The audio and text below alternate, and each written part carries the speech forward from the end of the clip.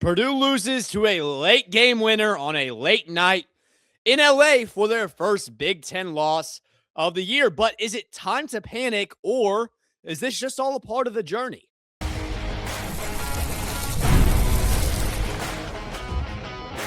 You are Locked On Boilermakers, your daily podcast on the Purdue Boilermakers, part of the Locked On Podcast Network, your team every day.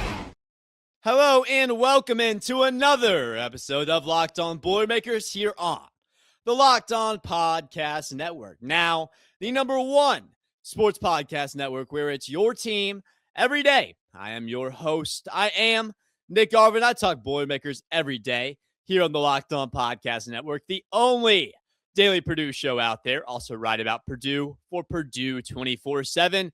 And today, we're talking everything about last night and Purdue's loss to UCLA, 69-67. There's a whole ton to unwrap there, so we'll get into that today. We'll also get to my player grades, who I had performing well last night and who didn't perform in the loss. And then we'll finish off today with what's next for Purdue after last night. Where do they go from here? And taking a look at Joe Lunardi's newest bracketology.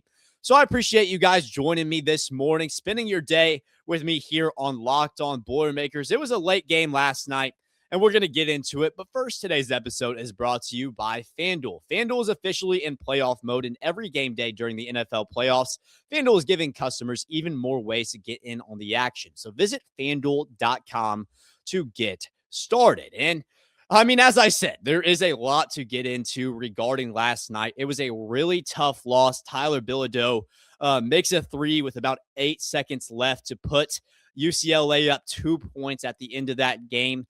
Purdue, Braden Smith drives up the floor, gets it to CJ Cox, just misses the three as the buzzer sounds. And Purdue, they lose their first game of Big Ten play. And before we get into this, I just want to express that as of filming right now, it's about 2 o'clock in the morning. I've got my first sports announcing class of the semester in the morning. Just got done doing some high school coverage. Got home about halfway through the first half to see the end of this Purdue game and to see Purdue get beat. So I'm exhausted, number one, and I'm not going to give a take where I'm just overreacting to this game. That is not the state I'm in. I don't have the energy to give some outlandish take right now about the way that Purdue played last night, because genuinely, it just wasn't that big of a surprise to me. Yes, I had UCLA winning this game, or I had Purdue winning this game, rather, had UCLA losing this one, but I did have Purdue losing to USC earlier in the week, because this West Coast trip, it was always going to be tough. And seeing the way that Purdue has played as of late, it gave me some concerns about how sustainable the way that they've been getting these wins as of late is going to be, because I just didn't think that we'd be able to continue coming back in these games, not playing with effort from start to finish, and finding a way to win every single game. And the way that you play against USC, getting into a bit of a hole, 14 points down in that one and coming back, well, it was almost the opposite in this game against UCLA, where you get that lead. I think Purdue got it up to about 12 points at some point in this game, but just not able to pull away. And UCLA hangs around.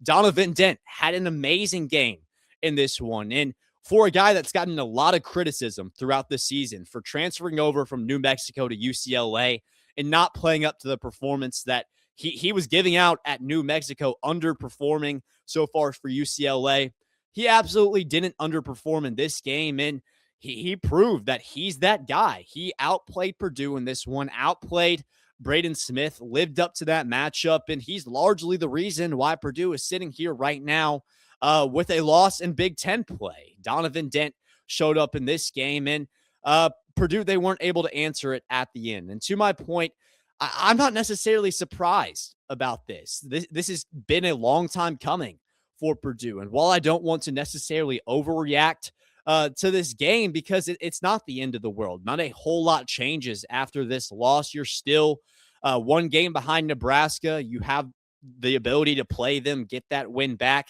against them. You have the ability to play Michigan and get a game ahead of them again. This loss isn't one where it's end all be all for Purdue and what they want to do this year, but what I do think it should be is it should be a come to Jesus moment. It should be one of those moments where you sit here and say there are some serious changes that needs to be made in terms of the way that this Purdue team has been playing lately. If they're going to want to compete, if they're going to want to be able to hit the standard that we've had set for them to start out this season, the standard that we all believed this team was going to play up to this year. And I don't think as we sit right now, January 21st, that this has necessarily been an underwhelming season by any stretch of the imagination, or that Purdue hasn't performed up to the standard, but there has been a consistent trend as of late, especially since Big Ten play has started up, of guys struggling. Fletcher Loyer, who I'm going to give a lot of criticism to in the player grades, he struggled. He hasn't been good for Purdue, and we see that in this game where on the defensive side, he was bad. On the offensive side, he was bad. Fletcher Loyer is supposed to be a leader for this program. He's supposed to be a guy that helps get Purdue wins, not a guy that hurts Purdue and causes them to lose games. That's not a trend that can continue the rest of this season. Fletcher Loyer has got to get it together. Trey Kaufman-Renn, who I gave a lot of criticism to going into this game, was better in this one, but still by no means perfect. UCLA rather, not USC, but the Bruins from three, they were crazy in this game. They shot it over 40%, 47%, I believe is what they shot the ball in this game. It was actually 45, but they shoot it 9 of 20 times from three. Purdue shoots it 7 of 27 times from three. Purdue shoots at 26%, UCLA at 45%. That's the difference here in this game. I didn't necessarily think that Purdue played poorly, but UCLA did everything that they needed to win, and Purdue didn't do enough to guarantee that they would be in a spot to come away with this victory. UCLA, they make the big shot at the end, and credit to them for that. Credit to them for fighting until the very end to secure a big victory that likely puts them back in the conversation for being a March Madness team. So just a huge win for UCLA. But for Purdue, you didn't do enough. You let them do exactly what they wanted to do. You let UCLA execute the game plan they had set perfectly. This is too many games now where Purdue hasn't been able to get the ball inside. That has been a key where when Trey Kaufman-Renn, when Oscar Clough are able to get it going on the inside and Braden Smith is feeding the ball into the post, we've been better, in my opinion. I don't think the identity of this Purdue squad this year is just going to be to shoot the three ball, because we've seen that we get beat that way against Iowa State and now against UCLA. When you don't shoot the three ball compared to your opponent, you're going to get beat. That's why it's so important that when you have a front court as intense and physical as what we normally have, it's important to play through those guys and let that be an advantage. It wasn't an advantage for Purdue in this game. It just wasn't. We won the rebounding battle, but we just didn't show up in that front court. And that's why UCLA gets out of here with the victory. It was the first time Purdue plays here in 26 years, I think it was. And they dropped their winning streak in this one. The final notes I want to drop just before we get into these player grades is that it's important that we don't overreact to a loss like this, because it still is January and there's a lot of basketball left to be played. Now, do I think that this is a concerning loss because it just proves what we've been saying on the show, that there are some serious concerns surrounding the way that this Purdue team has been playing, in terms of the way they haven't been getting it inside, in terms of the way that some of the leaders on this team haven't been playing up to the standard? I think that's justified. I think that those concerns were validated with those losses, and those are concerns that we can continue to be worried about. So that's something I want to throw out. However, you can't overreact to a loss like this. To my point, you're still going to have your opportunity to control your destiny in Big Ten play. By no means is the regular season title out of the conversation with this loss to UCLA. You've just got to win more important games, and that starts on Saturday with Illinois. That's going to continue into Nebraska on the road, Michigan at home.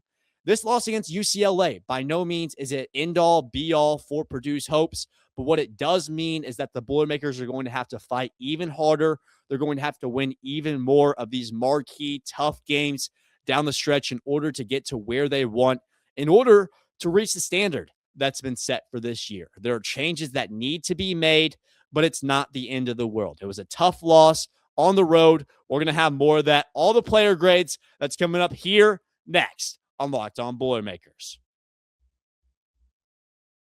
But first, the football playoffs are here, and FanDuel is giving all customers even more ways to get in on the action every single game day of the playoffs. Because right now, on every football playoff game day, FanDuel users get a profit boost waiting for them in the app. And here's what I love about using FanDuel is that with those profit boosts, you can use it on bets that you already feel confident about. Say that you like the favorite in a matchup and you think that they control the game. Well, you can absolutely take that. Get you some better odds in that one, or even if you want even better odds, you can take a risk on the underdog. If you feel an upset coming, absolutely, you can do that with our friends at FanDuel. Then just apply that profit boost and go after even bigger winnings. And when you win, FanDuel pays out instantly, which is perfect for playoff football. FanDuel is giving you the best place to get in on the action all playoff long. So visit FanDuel.com to get your football playoff profit boost every game day. We're back here on Locked On Boilermakers, and it's time to get into the player grades for last night's loss against UCLA. But before we do just want to tell you guys about a couple cool things. So first of all, I'm on that chase to 1,000 subscribers. It's a big milestone for me here in my first season on Locked On Boilermakers. So please, if you guys are new here, like what you see, or even if you just haven't hit that subscribe button, make sure you do that. It means a ton, helps us out a lot here as we want to keep growing Locked On Boilermakers, keep bringing you guys that daily content. And the second thing is that we launched the Everydayer Club, and so far, so good. If you're an everydayer, you make this show go. And of course, you get all that ad-free content for being a part of the Everydayer Club. But we got that exclusive Discord going, and we already got a new member. So Kiss My Flapjack. Shout out to Kiss My Flapjack in there on the Discord. We were chatting it up about the UCLA game earlier today. So make sure you get in there. It's the place to be with all the everydayers. Fun place. I'll leave that link down below for you guys for the Everydayer Club. But let's get into the player grades, player rankings for this game against Purdue. And then I'll give my overall grade for the way that Purdue played in this one to end out the segment. But we'll start from the top, per usual, for these player grades, starting with the starters. And the first guy that I want to talk about in this game, I guess let's just go back to Trey Kaufman-Renn. Now, TK, he was better in this one than he has been as of late. Now, 10 points, 7 rebounds, 5 assists, which I think he led the team in assists in this game. He was better, and the effort was better, in my personal opinion. He doesn't change the game with 10 points, and that's kind of the story of these guys in this game is that while nobody really, well, I can't say nobody because somebody did have a bad performance, but not all of these guys had bad games. There just was no one that really changed the trajectory, no one that had a game-changing night. And TKR, he was on the same page, wasn't game-changing, was good, not great. But ultimately, Purdue loses, and that grade has to reflect that. He's going to get a better grade than he has gotten in the past couple games, but it's still going to be a C or a C- for Trey Kaufman-Renn in this one in 26 minutes. Oscar Clough was 3 for 5, just 6 points, 4 rebounds. I'm going to give him a D+ in this game because I thought that both of those guys, Clough and TKR, should have done more than just combining for 16 points on the inside in this game. That really would have changed this one. And for Oscar, I would like to see him rebound the ball more than 4 times. Yes, Purdue, they win the rebounding numbers. I think the margin was 6 in this game. But that's really not enough. You would have liked to see Oscar Clough rebound the ball a little bit more. Maybe he does more on the offensive glass and Purdue has more opportunities to score. Maybe the game is a little bit different. Now, obviously, hindsight is 20/20, but looking back on this game, I would have wished that Oscar Clough did a little bit more in this one. So I'm going to have to give him a D+ for his performance in this game. CJ, I thought, was one of the lone bright spots for this team. He really proved to be that great off-ball guard. They talked about it on the broadcast, and I can't agree with it enough. CJ is really turning into one of my favorite players, and one of those guys, I already know he's going to be a key piece going into next year, but he just proves it more and more with every game. 16 points in this one, 6 of 11. He did his best on the defensive side of the ball. He wasn't on dent a ton, and Braden, who we will get to, really struggled defensively in this one. The defense wasn't great all around, but CJ was probably the best shot that we had in terms of trying to stop UCLA.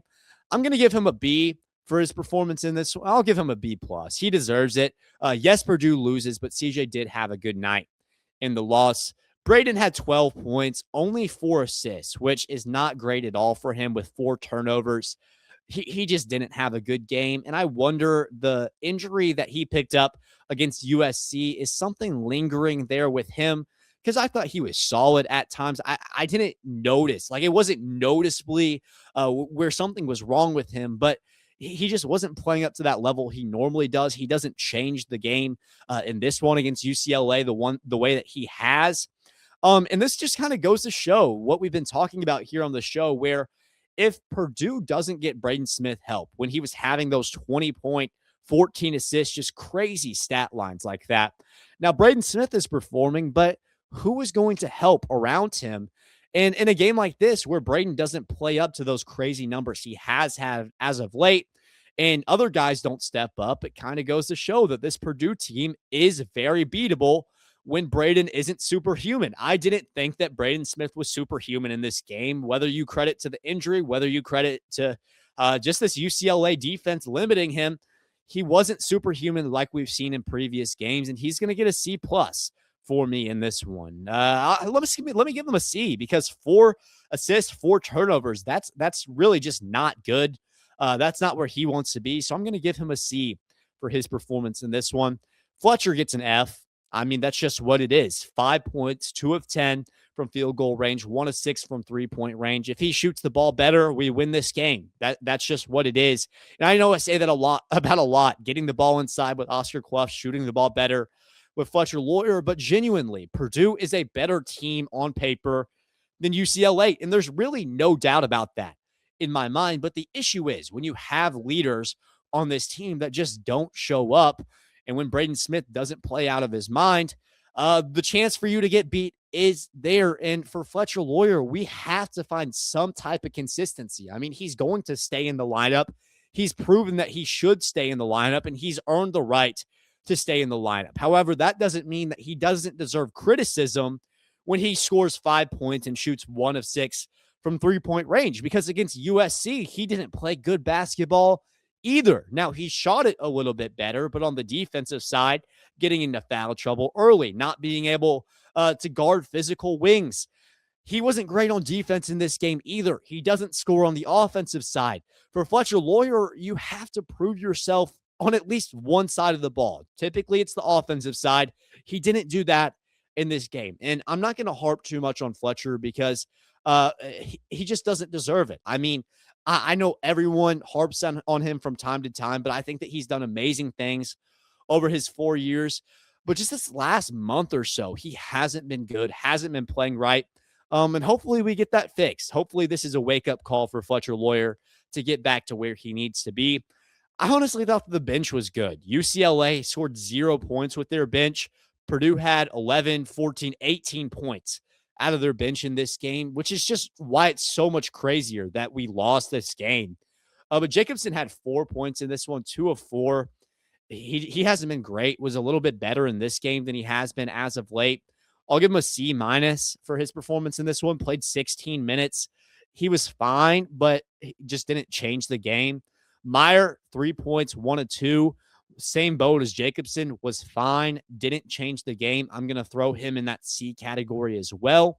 Binter, 4 points, 14 minutes, 2 of 4. There were a couple there where I felt like Jack Binter could have changed this game, and I'm not going to put the blame on Jack Binter because that's not his role. Binter is not a guy where you live or you die by him, or at least that's not how it should be. Now, if Jack Binter wants to show up and make a couple threes, get you on top, now that's perfectly fine. He had the opportunity to do that in this game, just didn't hit on those 3-point shots. I just don't know what to do with these bench guys because really they couldn't have changed the outcome much more just because the starters had to play so many minutes in a tight game like this one was.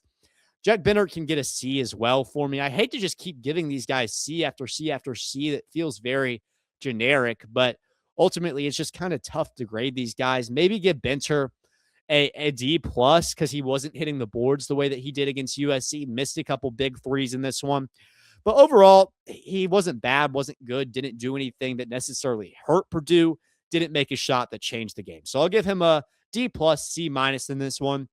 And then Ja'Cory Harris is going to get a C plus for me. Had 7 points, one of his better games as of late. He's just struggled. We talk about it all the time in these reaction shows where Ja'Cory Harris just searching to build up some type of confidence. 7 points, had 2 assists, 2 of 5, 1 of 4 from 3-point range. We'll see what happens with Ja'Cory Harris. I think that he can be a big part of this team in terms of playing defense. We saw him try to guard these UCLA starters in this one. Did a solid job, I thought, and that's why he was able to play 14 minutes in this game. But once again, this bench just didn't make the impact. Although they outscored UCLA by a solid amount, there wasn't a player on this team in this game where nobody scores 20. You have 3 players in double figures, but 12 points from Braden, 10 from TKR, 16 from CJ. Just no game-changing player in this one. And when Braden's not on, when you don't have the guys to help him out, it's probably going to result in a loss. And we saw that in this game. That's going to happen against good teams. Hopefully, Purdue is able to use this as a wake-up call. Hopefully, they find the ability to bounce back from this and start to win these tough ranked games going into Illinois, going into Michigan, Michigan State, at Nebraska. A lot of tough games down the road. This one is not the end-all, be-all. But my overall grade for Purdue in this game is going to be a D minus. Now, didn't think that they played necessarily bad. I've seen them play worse games. I genuinely believe against USC and Iowa, they played worse games. But UCLA, they took advantage. And for that, because you lose, although it's at the buzzer, although it was a tight game, you get that D, low D minus score because you don't win. The expectation is to win against a UCLA team where you outmatch them. You're better on paper. You should win this game. Purdue doesn't, and it stings a little bit. So your first loss of Big Ten play, not the funnest game ever, but one that you learn from and hopefully move on to going into the future. And that's what I want to take a look at to end off today's episode is what does the future look like right now for Purdue? Who's left on the schedule? Where do they go from here in? Where does Joe Lunardi have them on bracketology? We'll get into all that here next on Locked On Boilermakers. Last segment of today's Locked On Boilermakers. If you guys have made it this far, I want to say thank you. But I want to take a look at Purdue's schedule the rest of the way, at least throughout this month. Take a look at what they need to do to get things back on track. Who's the matchup, the opportunities that await for the Boilermakers. Then we'll take a little peek at what Joe Lunardi has set up. Now, definitely going to change because he released it before last night's loss, rather. But let's go ahead and take a look at Purdue's schedule first, see what they've got. And after tonight, now you're going to be second, I believe, in terms of the standings, tied up with Michigan and the other one-loss teams in Big Ten play right now. Nebraska, the lone number 1 seed, still not the number 1 seed, but they stay atop the Big Ten standings, undefeated right now. On Saturday, though, you have an opportunity to really get back on track because you have that ranked matchup at home in Mackey Arena against Illinois. I'm going to have a preview show coming out Friday on that one, so I really hope that you guys join me for that. But this game against Illinois is going to be really big for proving that this loss against UCLA is a fluke and Purdue should still sit atop of the Big Ten. Now, if they lose to Illinois, you're in a really tough situation because now you have 2 losses in the Big Ten. Illinois would, in theory, have the tiebreaker over you for now. It's just not a situation you want to be in. So the next most important game, and now after this loss to UCLA, there's a ton of importance set on this Illinois game. If you're able to win that one, things do get a little bit easier. You have 3 very winnable games at Indiana, at Maryland, and versus Oregon. So I feel good about where Purdue is at right now, and that's why I've really wanted to hit hard on this UCLA game. It's not the end of the world. Illinois might be the end of the world. Not really, but there's so much more importance on this game now that you're 7-1 in conference play. You'd like to win Illinois. It feels like one of those games that you must win in order to win that conference.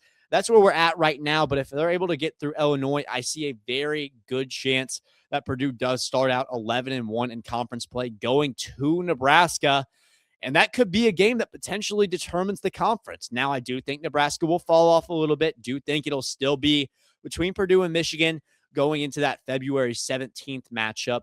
But I just want to show you guys how important this Illinois game becomes now that Purdue does lose to UCLA. And it's going to be one that we talk a lot about here on the show because I can't overstate the importance of it. So that's really the news for what Purdue has next. Tough game on Saturday. After that, 3 very attainable wins coming up for Purdue. So that's where we're at in terms of the schedule.